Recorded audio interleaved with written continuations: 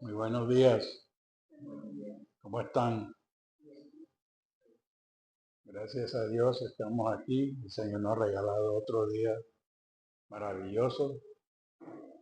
Felicitamos a Colombia, que está cumpliendo años hoy, su independencia. También le damos gracias a Dios que trajo a los hermanos, a la hermana Adriana, perdón, y William de regreso. Y compartieron un tiempo bien, una bendición que compartieron con Doña Rosa. Y todo salió como hace el Señor. Todo salió bien, gracias a Dios, la dejaron contenta y seguimos, seguimos orando unos por los otros. Bienvenidos a todos. Isaac, bienvenido. Que disfrutes el día de hoy. Y verdad que el Señor ha sido bueno con cada uno de nosotros. Y cada día vemos algo. Hemos oído tantos testimonios, no solamente esta semana, sino las semanas anteriores. Y seguimos orando. Y gracias a Dios que tenemos un Señor Dios que es tan bueno con nosotros. Vamos a darle las gracias al Señor por este día maravilloso, por los hermanos que están presentes, por los que no están presentes, por los que vienen en camino, porque yo sé, Señor, que tú tienes a alguien que vas a traer por acá, Señor, para que conozca de ti, para que escuche tu palabra. Y hoy seguimos agradecidos contigo con las enseñanzas que tienes para nosotros cada día, cumpliendo y llevando tu obra, Señor.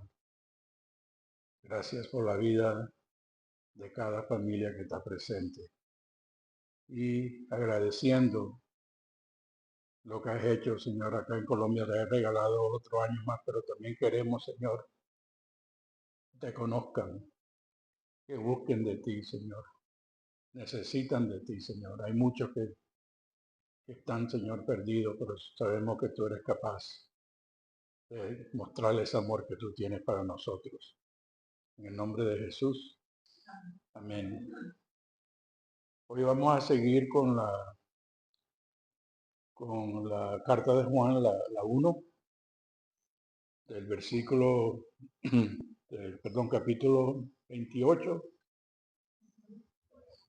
2, el capítulo 2, desde el versículo 28 hasta el capítulo 3, del versículo 34.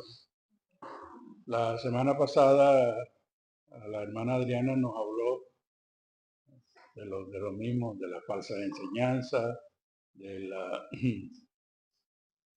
anticristo y de todas esas cosas. Y el Señor nos va a seguir dando con eso porque esto, ahora peor que nunca, ¿no? Porque el mundo está peor. Y gracias a Dios, como dicen, nosotros somos parte del mundo, pero no somos del mundo, porque tenemos a un Señor que nos cuida y nos da la palabra para mantenernos de esa manera. Y si ven en Primera de Juan, en el capítulo 2, del versículo 22 al 29, ¿alguien me lo puede leer? Por favor, usted lo puede leer. Doña Rubia, el 2,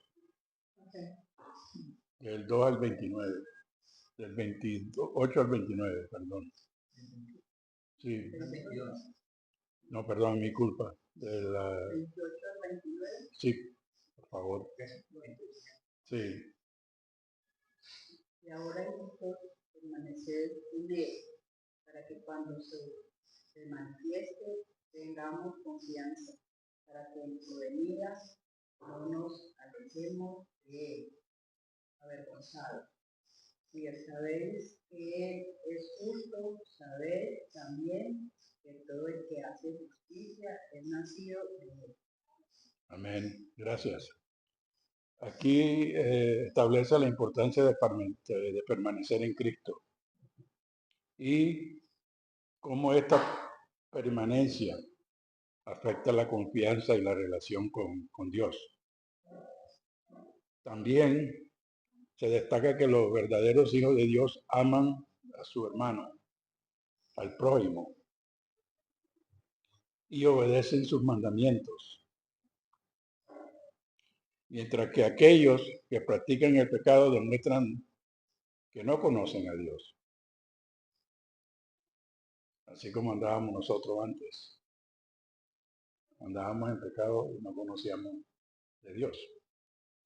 El pasaje enfatiza que al permanecer en Jesús, los creyentes tendrán confianza en su venida, como lo leyó la hermana, y no serán avergonzados. Además, se destaca que aquellos que practican la justicia son nacidos de Dios. Nosotros somos nacidos de Dios, ¿no? Lo que implica es una conexión entre la fe y nuestra conducta. Y sabemos que nosotros, o estos cristianos, habían escuchado el Evangelio, así como lo estamos escuchando nosotros. Al parecer del mismo apóstol Juan, sabían que Cristo era el Hijo de Dios, que murió por nuestros pecados y que resucitó ¿para qué? Para darnos vida nueva. Y que va a regresar y establecer que es su reino en forma completa. Gracias a Dios. Pero ahora estaban siendo que tentados o para desviarse de aquella verdad. Eso es lo que habló un poco la hermana Adriana la semana pasada. Infiltrados, ¿por qué? Por falsos maestros que negaban las doctrinas fundamentales de la fe cristiana. Algunos de estos creyentes estaban en peligro de ¿qué? De sucumbir a los argumentos falsos. Y hoy se ve todos los días en diferentes iglesias, hasta personas. Nosotros nos encontramos con una persona el otro día, no sé cuándo fue. Va a la iglesia, conoce de Dios, pero estaba tratando de vender unos boleticos, una lotería. Y como se le dijo a él, nosotros colaboramos con usted, pero menos con eso. Si necesita alguna ayuda de nuestra parte espiritual, aquí estamos. Pero salen con esas cositas y parece bobería, ¿verdad? Pero ¿qué pasa? Caemos en eso. Ah, sí, dame un tiquetico, una vez nada más y ya. No lo voy a hacer una sola vez, pero allá uno cae ya. Juan nos anima a aferrarnos a la verdad cristiana. Y eso que lo escuchamos desde el principio, cuando empezamos a andar con Cristo. Nunca debemos abandonar las verdades fundamentales acerca de Cristo. Jesucristo siempre será el Hijo de Dios. Y su sacrificio por nuestros pecados es permanente. Es bonito, ¿verdad? No hay verdad que pueda contradecir estas enseñanzas bíblicas o fundamentales. Y como cristianos tenemos el Espíritu Santo en nosotros, la unción, para evitar ser engañados. Gloria a Dios por la palabra, ¿no? Y por lo que estamos aprendiendo aquí nosotros, entre la enseñanza de los domingos, los estudios bíblicos y las oraciones, que gracias a Dios nos ha ido de lo más bien. Además tenemos la palabra inspirada de Dios, que puede revelar las enseñanzas y dar claridad. ¿Para qué? Para permanecer en la verdad de Cristo. Debemos seguir su palabra y su Santo Espíritu. Hermanos, Cristo vive y permanece siempre en nosotros por medio del Espíritu Santo. Y además, nosotros vivimos en Cristo. Esa es nuestra fortaleza y seguridad. La prueba visible de ser cristiano es nuestra conducta, debido a que la verdadera fe siempre produce buenas obras. Los que afirman que tienen fe y los que viven constantemente de forma recta son verdaderos creyentes, como nosotros. El Señor dijo, por sus frutos los conoceréis. Ahí no cogí el versículo. Mateo 7, perdón, no lo puse en mi nota acá. Por sus frutos sí.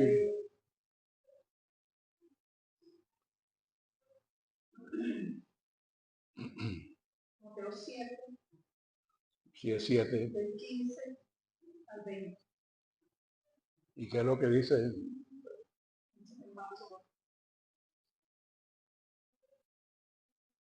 Usted lo ve, Jessica, ¿lo puede leer, por favor? Guardaos de los falsos profetas que vienen a vosotros con vestidos de ovejas, más dentro son lobos rapaces. Por sus frutos los conoceréis. Con géneros, uvas de las espigas, o higos de los abrojos. Así todo buen árbol lleva buenos frutos, porque el árbol maleado lleva malos frutos. No puede el buen árbol llevar malos frutos, ni el árbol maleado llevar frutos buenos. Todo árbol que lleva buen fruto, córtese y échese en el fuego. Así que por sus frutos los conoceréis. Amén. Muchas gracias. Es muy simple, ¿no? Muy claro. Porque nosotros demostramos que el carácter de nuestro Señor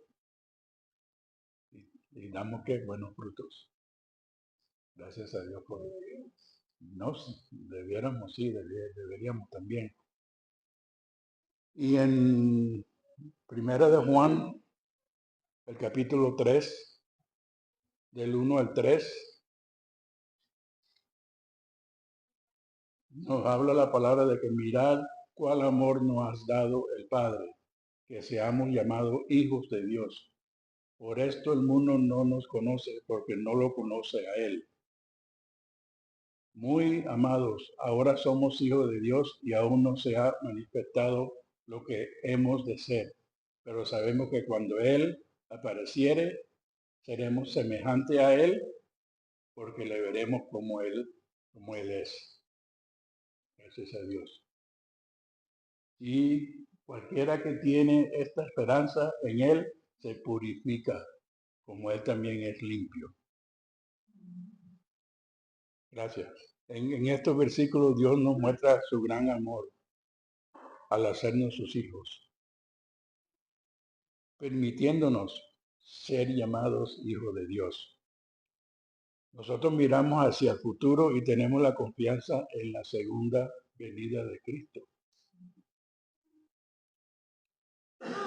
¿Se acuerda que yo les dije al principio que la palabra conoce va a reflejarse aquí 22 veces? Nos sigue con la palabra conoce. Conoce que serás transformado en su semejanza cuando Él venga. El versículo 2 que acabamos de leer del capítulo 3 expresa que cuando Cristo regrese, no seremos avergonzados si hemos vivido conforme a sus enseñanzas. Esto es muy importante. Y si hemos sido transformados por su gracia. Estos versículos también establecen la base de la relación entre Dios y sus hijos, mostrando la magnitud del amor divino y la esperanza de la transformación futura que vamos a experimentar al estar con Cristo. Juan enfatiza la necesidad de purificarse a sí mismo, así como Cristo es puro. Ahí lo dice, limpio. Y cuando yo estaba leyendo, estudiando esta parte de la prédica del apóstol Juan, vi una reflexión. Se me vino a la cabeza una reflexión y después lo confirmé, que lo hablé con Karina, lo de la mariposa. La transformación se puede comparar a la metamorfosis de la mariposa. Metamorfosis de la mariposa. Para que la oruga alcance su propósito de convertirse en una mariposa, ustedes saben qué es el propósito que tiene que pasar, ¿no? Necesita sufrir un proceso de transformación. Es un gusano, como un gusano, ¿verdad? Tiene que pasar por todo el proceso o si no, puede salir deformada. ¿A dónde me lleva esto? A sí mismo. Nosotros pasar por un proceso de metamorfosis que comienza desde el corazón para que no salgamos deformados. Sino, también el águila, el ejemplo del águila. Y así somos transformados nosotros. Porque llegar donde estamos hoy no ha sido fácil. Imagínense lo que nos falta. Todas las luchas, todas las cosas que hemos pasado, y especialmente con la familia, con los amigos, con la gente allá afuera. Entonces esa transformación no es fácil. Estamos lidiando con la carne. Y en Juan, primero de Juan, el capítulo 3, del 4 al 9, tú lo puedes leer, lo puedes ver, por favor. Cualquiera que hace pecado traspasa también la ley, pues el pecado es transgresión de la ley. Y sabéis que Él apareció para quitar nuestros pecados y no hay pecado en Él. Cualquiera que permanece en Él no peca. Cualquiera que peca no le ha visto ni le ha conocido. Hijitos, no os engañé ninguno. El que hace justicia es justo como Él también es justo. El que hace pecado es del diablo, porque el diablo peca desde el principio. Para esto apareció el Hijo de Dios, para deshacer las obras del diablo. Cualquiera que es nacido de Dios no hace pecado, porque su simiente está en él, y no puede pecar porque es nacido de Dios. Amén. Amén. Gracias. Y aquí vamos con la palabra otra vez. Conoce que la práctica continua y voluntaria del pecado en la vida contradice una conversión genuina. Y ahí lo dice, si continuamos pecando, no vamos a lograr donde el Señor nos quiere llevar. No.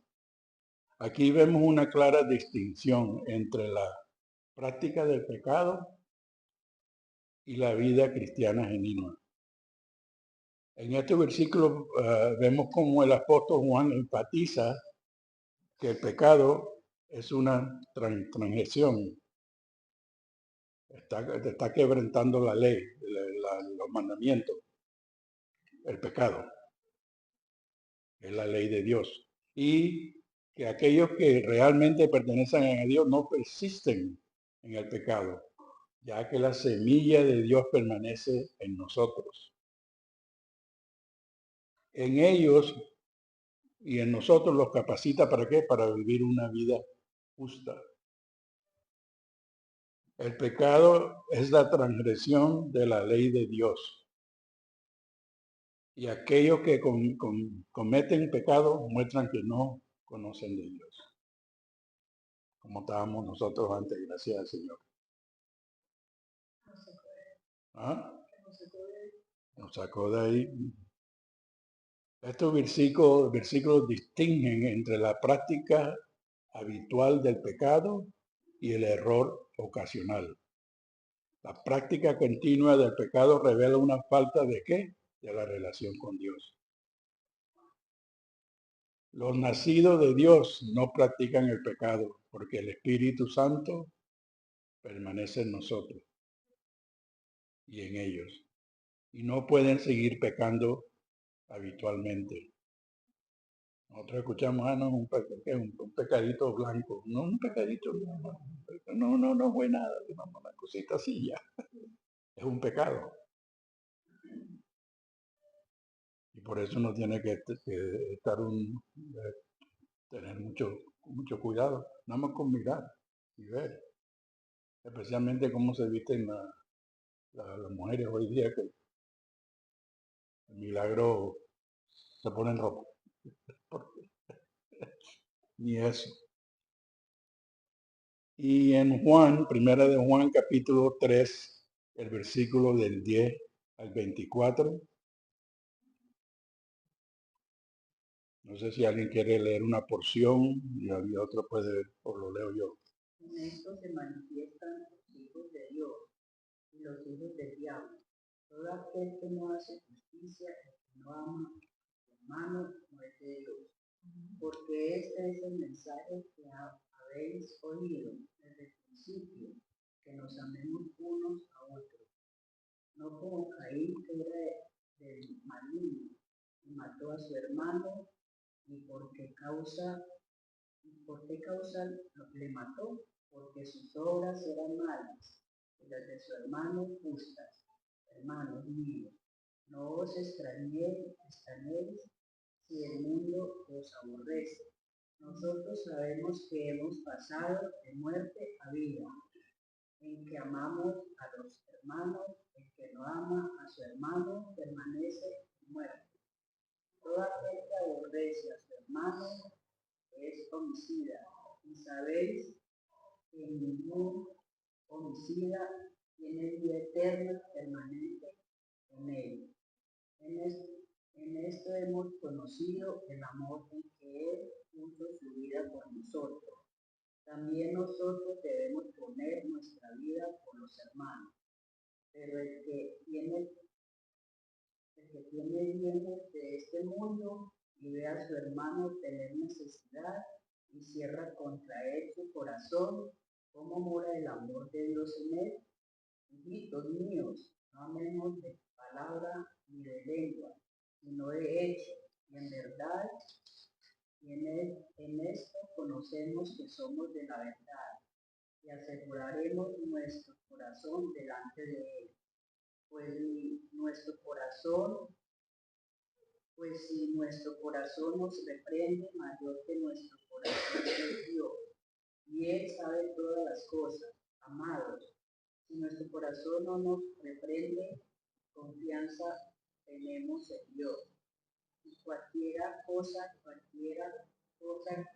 pidiéremos, la recibiremos de Él, porque guardaremos sus mandamientos y hacemos las cosas que son agradables delante de Él. Y este es su mandamiento, que creamos en Él, hombre de su Hijo, Jesucristo, y nos amemos unos a otros como nos lo ha mandado. Y el que guarda sus mandamientos permanece en Dios, Dios en Él. Y en esto sabemos que permanece en nosotros por el Espíritu que nos ha dado. Muchas gracias. Aquí vamos con la palabra otra vez. Conoce. Conoce que el odio constante es imposible para aquellos que están en Cristo. ¿Y qué nos lleva eso? Nos arrastrará inevitablemente a los creyentes hacia el mundo. Estos versículos enfatizan la importancia del amor fraternal y lo contraste con la actitud de Caín, como habló la hermana, que mató a su hermano. Este pasaje revela que el amor a los hermanos es una señal de que hemos pasado de muerte a vida. Mientras que el odio indica muerte espiritual y la posibilidad de ser, ¿qué? Homicida. El amor es el distintivo de los hijos de Dios. Y el amor fraterno es una prueba de la vida eterna. Los hijos de Dios no odian a los hermanos. El odio hacia un hermano indica que se está viviendo en tinieblas y no ha conocido a Dios. El amor se manifiesta en acciones y en la verdad, no solo en palabras. Y eso lo conocemos nosotros. Hay gente que habla tanto, no dice nada. No hacemos nada para demostrar ese amor. Por eso yo te quiero, yo te amo, pero si no demuestra esa acción, no estamos demostrando ese amor. Conoce que el amor niega sus propios intereses en beneficio de otros y se manifiesta en la práctica. Imagínense que yo le diga a un hermano que oye, quiero hablar contigo, estoy teniendo problemas o lo que sea. Me invitan a un almuerzo y yo voy contigo. Está hablando eso ahí para beneficiarse esa persona y no está hablando de eso. Y ocurre, sí, yo lo acompaño, pero tengo hambre. Así me hizo tenía que comer primero, para después caerme con el asunto espiritual. Esto destaca la importancia del amor genuino, no solo en palabras, sino en acciones, como evidencia de la vida del cristiano y la morada de Dios en nosotros. El pasaje enfatiza que el verdadero amor se manifiesta al ayudar a los hermanos necesitados y al vivir de acuerdo con la verdad de Dios, encontrando seguridad en su juicio y que sea superior a nuestra propia conciencia. El amor, la obediencia y los mandamientos y la conversión de Cristo son señales de que se tiene confianza en Dios. El apóstol Juan afirma que el Espíritu Santo es quien nos da testimonio de que somos hijos de Dios. Nosotros somos un testimonio cada día. Estamos viviendo un testimonio. En realidad, ¿no? Cada día. Obedecer los mandamientos de Dios, especialmente el mandamiento del amor, es una prueba de que se ha nacido de nuevo y se conoce a Dios.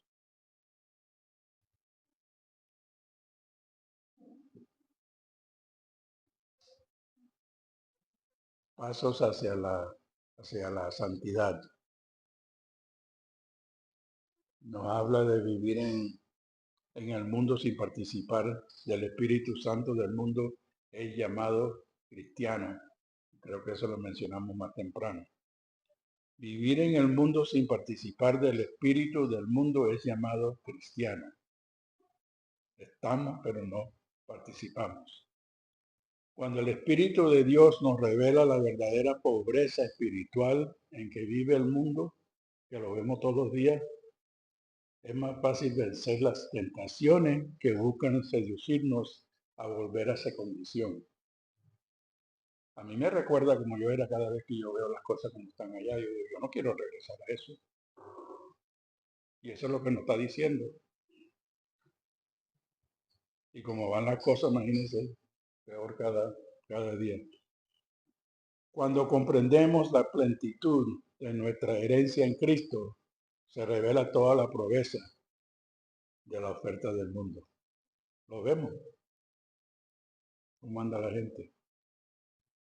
Y cuando depositamos de verdad nuestros sentimientos en Dios, los deseos de la carne dejan de ser, ¿qué? Un problema. Ya no tenemos que preocuparnos por eso, pero tenemos que manteniendo, confiando en Dios. A diferencia de la mujer de Lot, ustedes se acuerdan qué es lo que pasó con ella, que rechazaba renunciar al mundo. La palabra nos dice que levantemos nuestra vista hacia la esperanza gloriosa del amor, la vida y la luz donde Dios eternamente reina.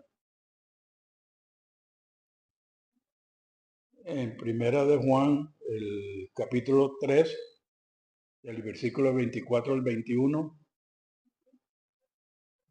Primera de Juan, capítulo 3, versículo 21 al 24. Carecimos si nuestro corazón no nos reprende. Confianza tenemos en Dios. Y cualquier cosa que pediremos, la recibiremos de Él, porque guardamos sus mandamientos y hacemos las cosas que son agradables delante de Él. Y este es su mandamiento, que creamos en el nombre de su Hijo Jesucristo y nos amemos unos a los otros como lo ha mandado. Y el que guarda sus mandamientos está en Él y Él en Él. Y en esto sabemos que Él permanece en nosotros por el Espíritu Santo que nos ha dado. ¿Cómo podemos aplicar esto en nuestro diario vivir? Esto establece una confianza en Dios, obedece el mandamiento del amor mutuo como evidencia de tu relación con Él. Estos versículos enfatizan que si el corazón no condena al creyente y se tiene confianza en Dios, se puede recibir las peticiones hechas a Él, porque se obedecen sus mandamientos y se agrada a Dios. Nos habla de que el mandamiento principal es creer en Jesucristo y amarse uno a los otros. La obediencia a estos mandamientos resulta en una relación continua, con Dios.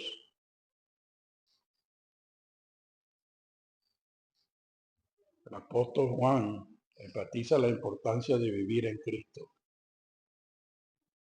y permanecer en su amor, resaltando la relación entre la fe, la justicia y el amor. Cada vez que cada uno de nosotros y aquellos que escuchan los devocionales y todo eso, apenas hay alguien que está pasando por algo ahí, oramos por esa persona y oramos unos por los otros. Y como yo digo, siempre hay alguien orando por ti. Aunque usted no lo crea, siempre hay alguien orando por usted. Y por eso dice orar unos por los otros. Y lo que estamos hablando del estudio bíblico, estamos hablando de las oraciones. Mantenernos así, en oración, por lo que sea, aunque sea lo más sencillo.